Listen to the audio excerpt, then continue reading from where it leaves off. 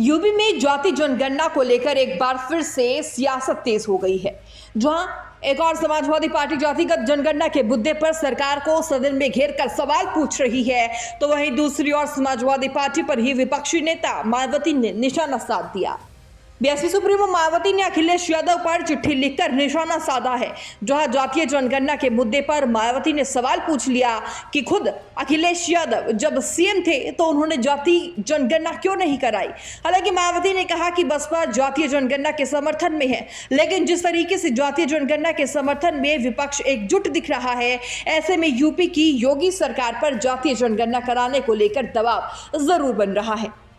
अगर अध्यक्ष महोदय जातीय जनगणना बिहार में हो सकती है, और मैंने अपने संकल्प पत्र में लिखा था, अपने घोषणा पत्र में लिखा था, समाजवादी सरकार बनेगी तो 3 महीने के अंदर जातीय जनगणना उत्तर प्रदेश की कराने का काम सरकार से होगा। और माननीय सदस्य ये सवाल जो पूछ रहे हैं, आपका सवाल ठीक है आशीष जी।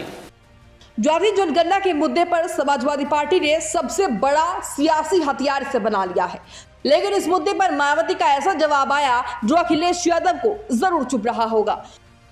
जातीय जनगणना को लेकर भाजपा के अंदर नेताओं के बयान भी कई बार सामने आ चुके हैं, जहां इससे पहले खुद डिप्टी सीएम केशव प्रसाद मौर्य ने जातीय जनगणना को समर्थन दिया था।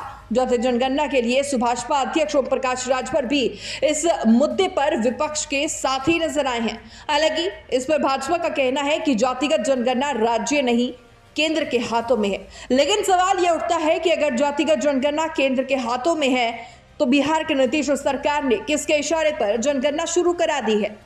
चलिए जातिगत जनगणना के इतिहास पर भी एक बार नजर डाल लेते हैं। भारत में ब्रिटिश शासन के दौरान जनगणना करने की शुरुआत साल 1872 में की गई थी।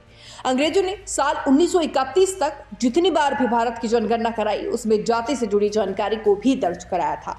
आजादी हासिल करने के बाद भारत ने जब साल 1951 में पहली बार जनगणना की, तो केवल अनुसूचित जाति और अनुसूचित जनजाति से जुड़े लोगों को जाति के नाम पर वर्गीकृत किया। तब से लेकर भारत सरकार ने एक नीतिगत फैसले के तहत जातिगत जनगणना से परहेज किया, और सुप्रीम कोर्ट ने भी इस मामले से जुड़े मामलों में दोहराया कि कानून के हिसाब से जातिगत जनगणना नहीं की जा सकती, क्योंकि संविधान जनसंख्या को मानता है, जाति या धर्म को नहीं। वहीं अगर लास्ट टाइम 2011 की बात की जाए तो जातिगत जनगणना 2011 में हुई थी। 11 में सामाजिक आर्थिक जातिगत जनगणना करवाई गई, तो लेकिन इस प्रक्रिया में हासिल किए गए जाति से जुड़े आंकड़े कभी भी सार्वजनिक नहीं किए गए। इसी तरह साल 2015 में कर्नाटक में जातिगत जनगणना करवाई गई, लेकिन इसमें हासिल किए गए आंकड़े भी कभी सार्वजनिक नहीं किए गए। जातिगत जनगणना पर लड़ाई अभी और भी आगे तक जाएगी, क्योंकि विरोधी कुछ भी कहे, लेकिन अखिलेश यादव ने ठान लिया है कि वो इस मुद्दे को रफ्तार देते रहेंगे और उनके सहयोगी भी उनका साथ देते रहेंगे। बता दें कि सदन में पहले दिन से ही जातिगत जनगणना को लेकर शोर सुनाई दे रहा है, और ये शोर तब तक सुनाई देगा जब तक जातिगत जनगणना नहीं हो जाती, क्योंकि अखिलेश यादव ने अपना मकसद सेट कर लिया है। इस पर आपकी क्या राय है वो जरूर हमें कमेंट बॉक्स में बताइएगा। Bureau report, news 80 desk. सफलता की ओर न्यूज़ 80 के बढ़ते कदम, करोड़ों दर्शकों का पसंदीदा न्यूज चैनल न्यूज़ 80 अब जियो टीवी पर भी।